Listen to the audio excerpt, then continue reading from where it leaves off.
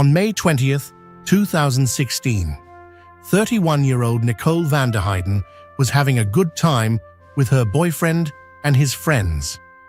However, things took a sudden turn, and the young woman was unable to return home. In January 2015, Nicole met Douglas Dietrich. By that time, she had already been married, had 2 children, and had gone through a divorce. Soon after meeting Doug, Nicole and Douglas started living together, and within a few months, Nicole found out she was pregnant. Despite their short relationship, Doug and Nicole were both excited about the idea of raising their 3 children together.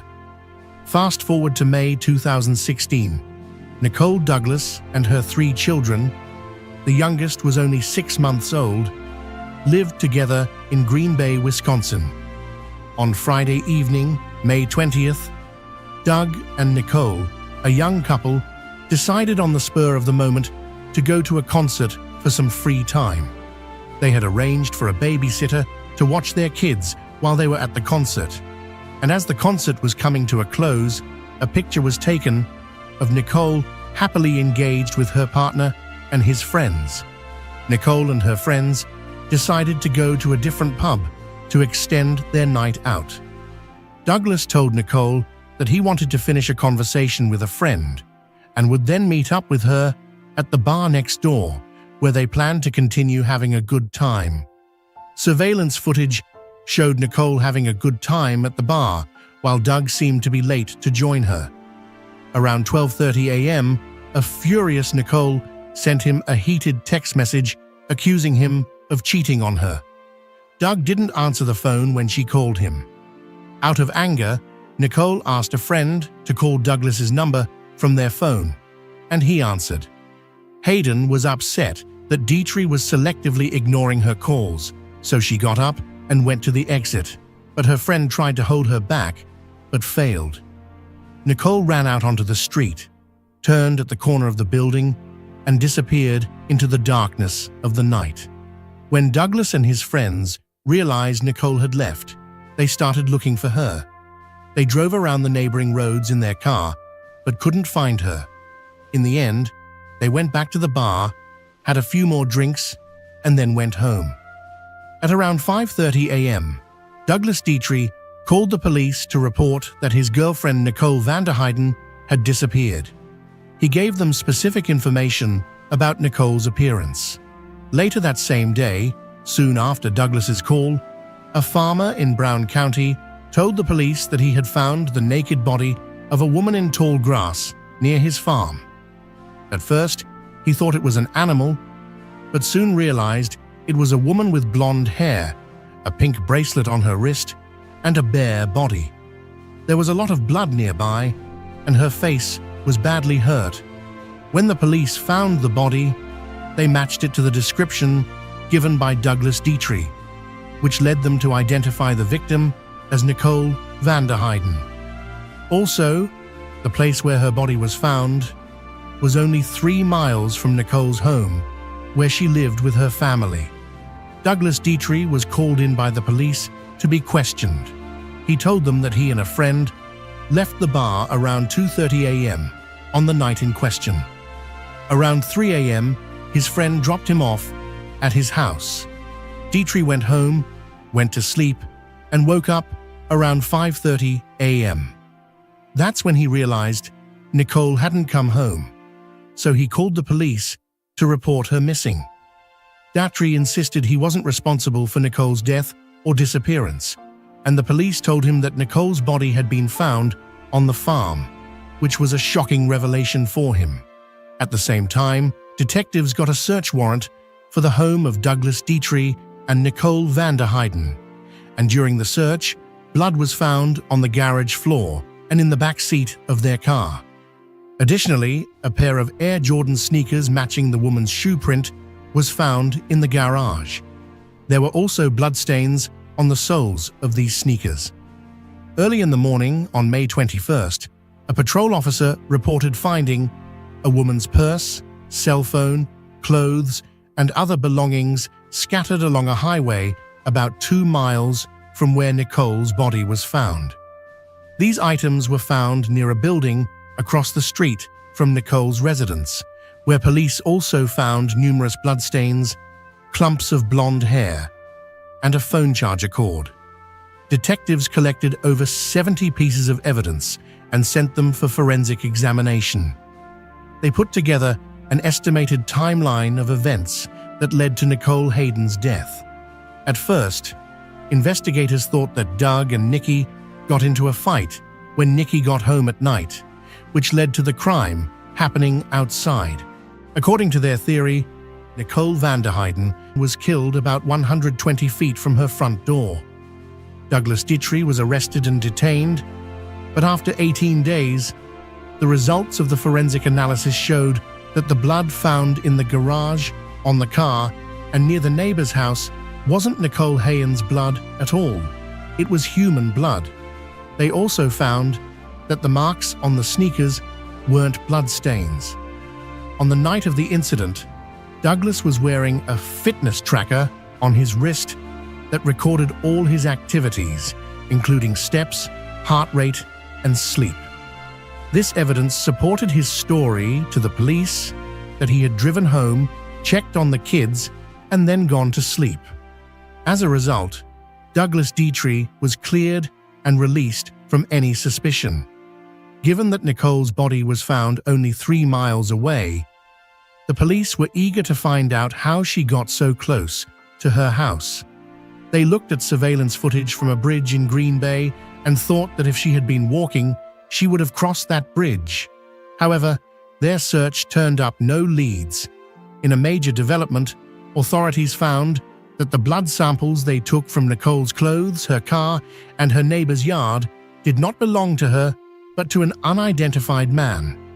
This made things very difficult for forensic experts, who were unable to definitively identify this person. However, in August, almost 3 months after the terrifying event, they got good news. They had successfully isolated DNA from one of Nikki's socks.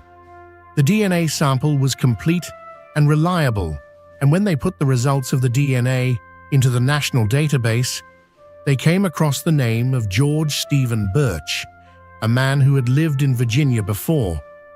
After moving to Green Bay, Wisconsin, on March 1st, 2016, George Stephen Birch was looking for a fresh start. A longtime friend gave him a place to stay and helped him find work. This friend also lent Birch a red Chevrolet Blazer, which later got into an accident and caught fire a few weeks after Nicole Vanderheiden's untimely death. Detectives researching Birch's background in the local police database found a report about the accident that helped them find his address.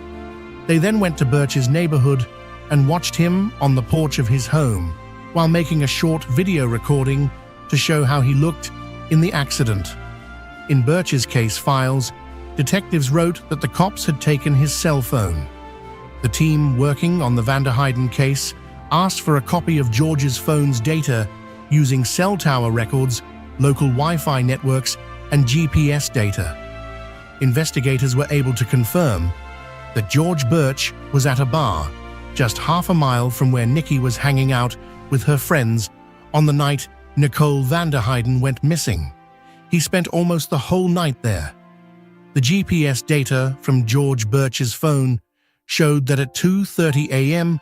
he left the bar and drove to Nicole's house, where he stayed for about an hour before going to the farm, where Nicole's body was later found. He then went to the place where her clothes were found by 4:22 a.m. 4 months after Nicole Vanderheiden's death, George went back to his own home. George Birch was caught and charged with first-degree intentional murder. On February 19, 2018, a year after the terrible event, Birch went on trial. His lawyers tried to shift the blame to Nicole's boyfriend Douglas Dietrich, but the prosecutors were adamant that Dietrich had nothing to do with her death. They used evidence from his fitness tracker to show that he was asleep while Nicole was being raped and left near the farm. On the third day of the trial, Douglas Dietrich took the stand to give his testimony. He said that he and Nicole had planned to get married and that they had talked about this on the night of the tragic event, when they were having fun at a concert and drinking alcohol. Nicole wasn't usually a heavy drinker, but that night she drank a lot more than usual. Douglas admitted that when Nicole decided to go to another bar with her friends, he and his friends chose to stay at the concert venue and continue their relationship, which included drinking and using drugs. He admitted that he was late to meet Nicole at the bar and told her that she had sent him angry texts accusing him of cheating on her with other women. Nicole called him several times until her phone's battery died. Dietrich talked about how confused and worried he was about Nicole's anger toward him that night. He strongly denied having anything to do with her disappearance and death soon after Douglas Dietrich's court testimony. George Birch's defense attorney then presented important text messages that Dietrich had sent to his mother just 10 days before the incident. Someone sent Dietrich a message that said, "I'm really thinking about telling Nikki and the kids they have to move." Later, Dietrich made it clear that this message wasn't meant to be taken seriously. Birch's lawyer also presented statements from Douglas Dietrich's ex-girlfriends who said he was jealous and controlling, and that he often treated them badly. One ex-girlfriend even said that he put tracking devices on her phone to keep an eye on her movements on the night of Nicole's tragic death, and that she had confronted him, accusing him of being unfaithful and cruel. Douglas continued to deny all accusations, saying that he had never been unfaithful to Nicole and had never raised a hand against her. In court, the nanny who was with Douglas at Nicole's house on the night they went to the show testified. She said that when Douglas got home, she asked him where Nicole was and what kind of things had happened. "Nicole, I don't know," Douglas said. "She hit her head and just wanted to walk home on the 8th day of the trial." During his testimony, George Birch talked about what happened that night. He began by saying that he was a hard worker and a dedicated family man. On May 20th, George was at a bar when he met Nicole. According to George, they were flirting with each other, and Nicole seemed open to his advances. They had a friendly conversation that ended when the bar closed at about 2:30 a.m. After meeting her, he drove her to her house, where they parked near a driveway and talked for a few more minutes. George explained that they had consensual sexual activity in his car, with Nicole actively participating. George also said that because he was big, he couldn't fit in the back seat, so he stood by the open rear door while Nicole was inside. After their intimate moment, he remembered being suddenly attacked from behind, which knocked him out. When he woke up, he was on the ground and saw Douglas Dietrich pointing a gun at him. There was a lot of blood at the scene. George said he wasn't sure if Nicole was still living at that point. George Birch, a physically imposing man standing 6 feet 7 inches tall and weighing 113 kilos, provided detailed testimony in court. He claimed that Douglas Dietrich commanded him to place Nicole van der Heiden's body, referred to as Nikki, in the trunk of his car and transport it to a secluded field. According to Birch, he complied and put Nikki in the trunk, after which both he and Douglas drove to the farm. During this journey, Birch alleged that Douglas continuously pointed a gun at Birch, described a violent altercation in which he turned on Douglas and used his great power to force him to the ground. Birch then alleged that he managed to break free from the aggressor, returned to his car, and fled the scene. He got rid of Nikki's things by throwing them out the window of his car as he drove off. The next day, Birch got together with some friends and went fishing, where a picture was taken with the date May 21st, written on it. Birch didn't tell the police or his friends about what happened that night.